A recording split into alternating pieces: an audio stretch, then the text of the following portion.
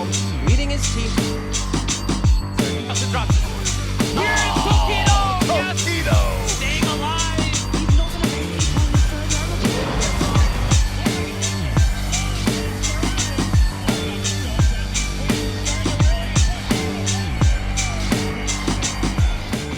Esports is the competitive, regulated, and institutionalized play of digital computer games. Just like traditional sports, what separates esports from everyday play of video games is its competitive nature. Esports has seen significant growth as a sub-industry of commercial video games. Tournaments have over $1 million in prize pools. Events are streamed live on the internet and watched by thousands of simultaneous viewers. Professional players receive legitimate sponsorships from recognizable companies such as Red Bull and Samsung. Cable television networks such as ESPN and TBS televise events on a regular basis. Yet despite this growth and move towards mainstream entertainment, esports struggles to obtain legitimacy as a profession. Playing video games is perceived as a mental activity that involves little physical skill or talent. This perception extends to esports, despite competitive gaming being more vigorous and intense than casual gameplay. By contrast, sports have been associated with physical activity since the Industrial Revolution. Sports are seen as a more competitive, demanding, and worthwhile activity than video gaming. Is this true? Are pro gamers really lesser competitors than athletes?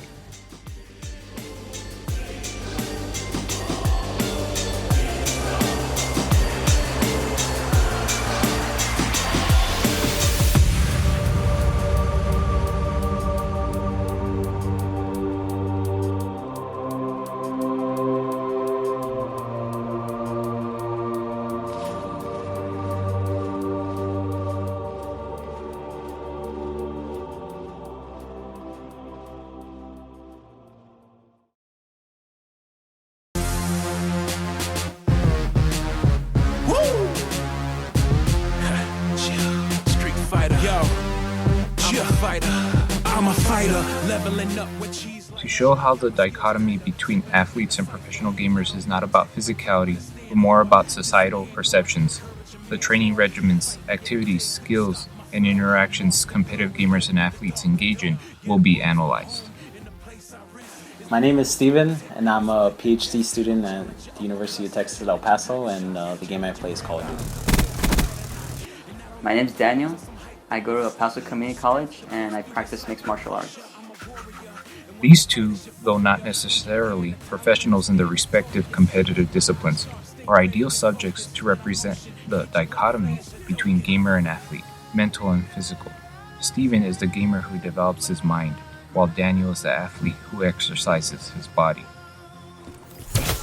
To get good at Call of Duty, all I really do is just play a lot. I mean, it's just kind of putting a lot of hours into playing specifically certain game modes. Another way I actually learned to play the game on more of a competitive level is actually watching streams or videos of competitive players actually playing matches between each other to see kind of like the strategies they develop when they actually play competitively.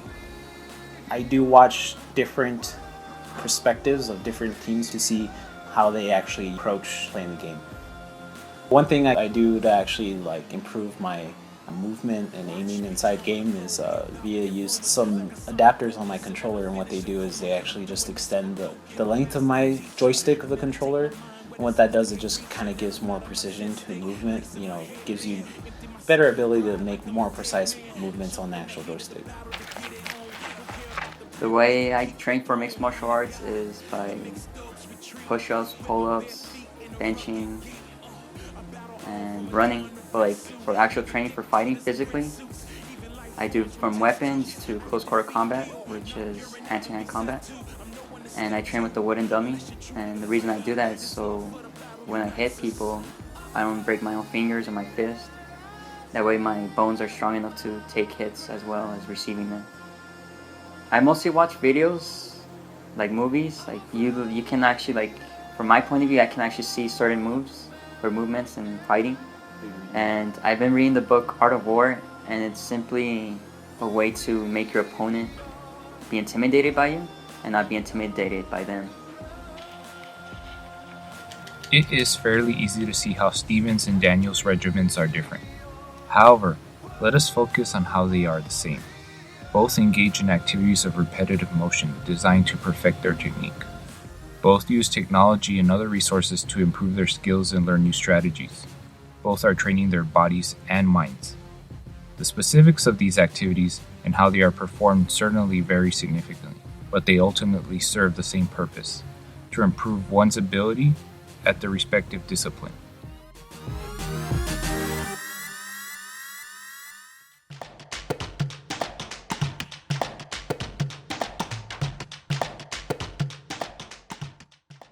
This is not a new concept. The ancient Greeks made no distinction between the mind and the body. The mind and the body were one and the same, and as a result, so were rhetoric and athletics. The two disciplines were bound together in that they made use of the same training practices and employed the same strategies at the same level of detail for similar applications. Most importantly, the subject that was being trained or learned was not as important as the act of the training and the learning itself. Thus, the sophists were viewed as athletes in the contest of words. Sight straight in his face. When we look closely at the action of playing video games competitively, we see that it is as much a physical activity as it is a mental one.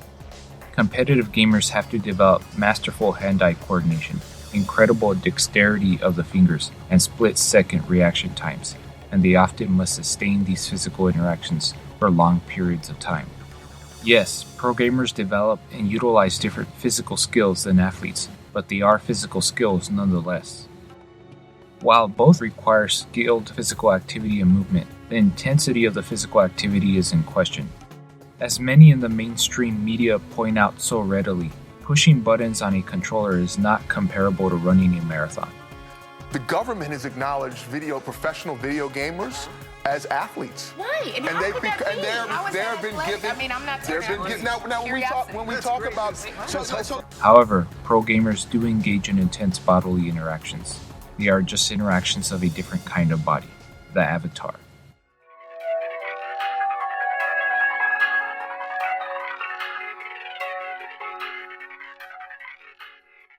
This concept may seem far-fetched, but one must note that bodies are much more than biological vessels of limbs, organs, and flesh. At its most essential, a body is anything that has the capacity to affect and be affected. Avatars may not be bodies in of themselves, but they are bodies in relation to the players controlling them. The player and avatar form a technologically mediated body, one that is both virtual and material. Pro gamers do indeed engage in intense bodily interactions. It is simply technologically mediated. One could still argue the physical activity gamers engage in is less intense precisely because of the fact that it is technologically mediated. However, sports are also technologically mediated activities. Athletes often wear or use external equipment and mediate their play with objects like balls or chemical substances and performance enhancers. The best example of mediation is found in motorsports. In motorsports, athletes are not simply engaging their biological bodies, but also motorized vehicles. Yet the sportiness of NASCAR and motocross is rarely debated.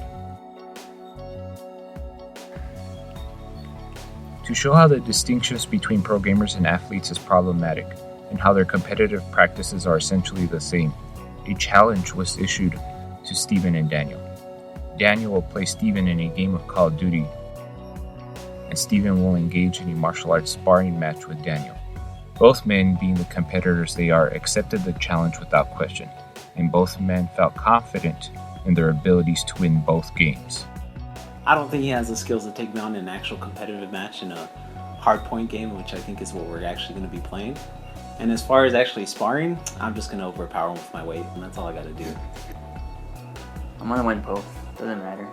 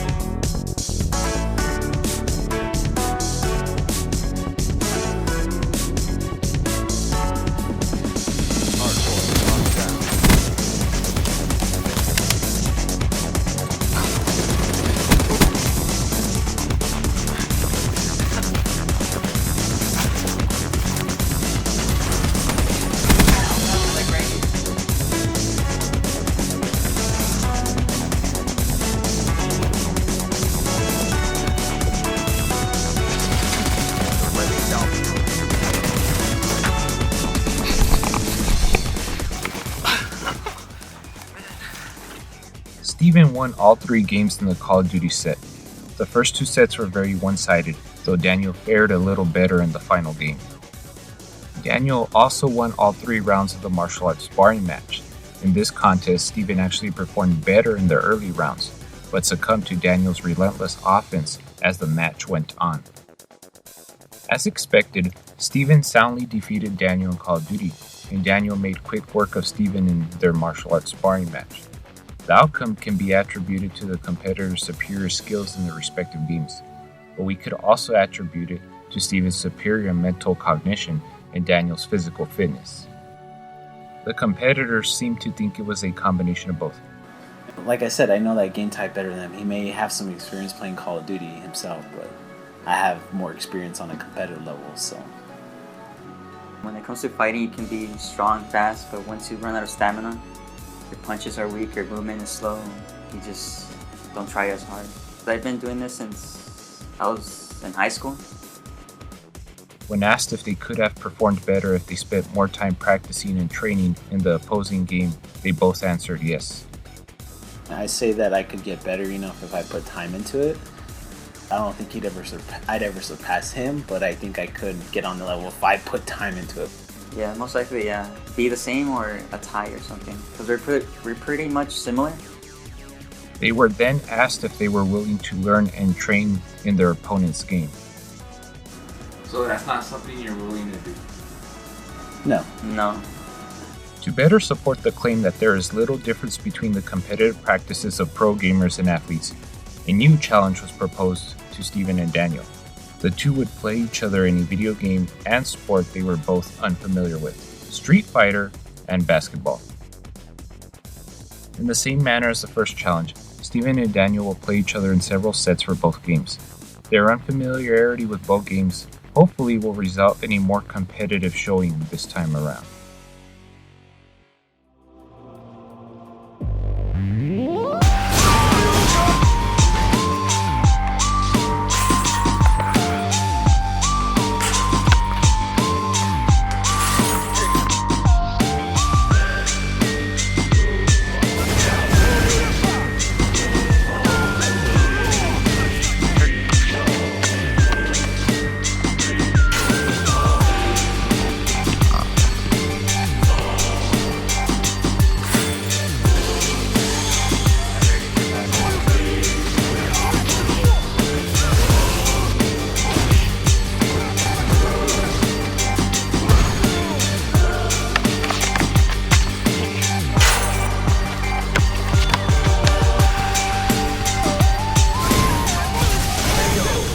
The lack of familiarity with both games was evident from the start.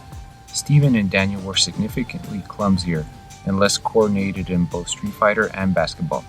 Neither exhibited any kind of planned strategy. Instead, they focused on winning any way they could. The two were nearly dead even in Street Fighter, alternating winning games. Daniel narrowly won the final game, taking the set.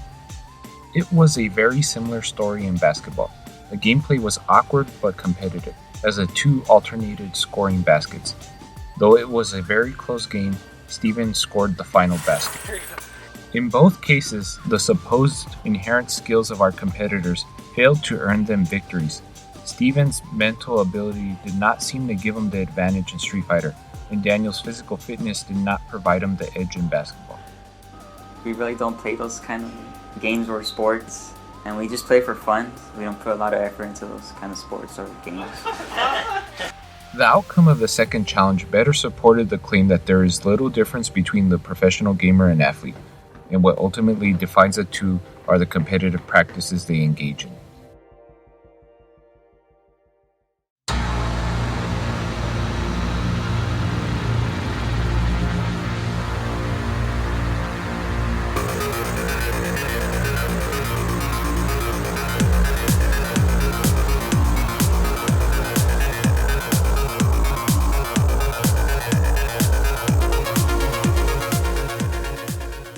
The large looming question over this discussion is, why does this all matter? Why does it matter how we define esports and sports? Is it really detrimental to make a distinction between pro gamers and athletes?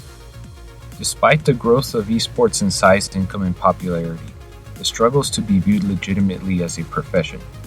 This is due to how physical activity and sports are valued in Western society. Modern sports are perceived as a virtue. They promote physical health and societal integration, both of which are highly valued in our society. By contrast, video games are a vice, something that is anti-physical and anti-social.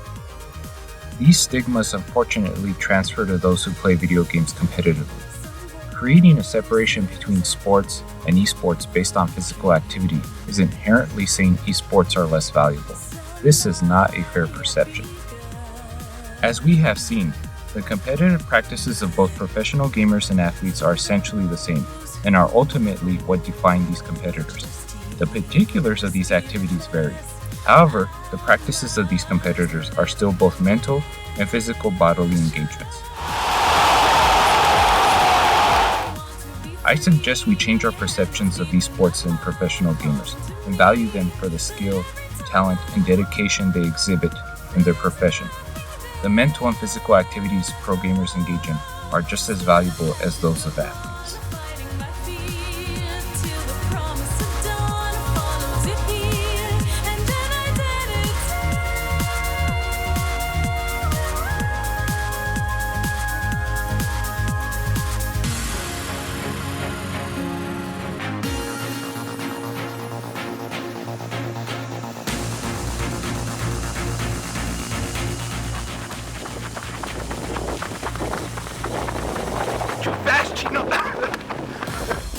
I'll hold these up, dude. Dude, now my bullets are confused.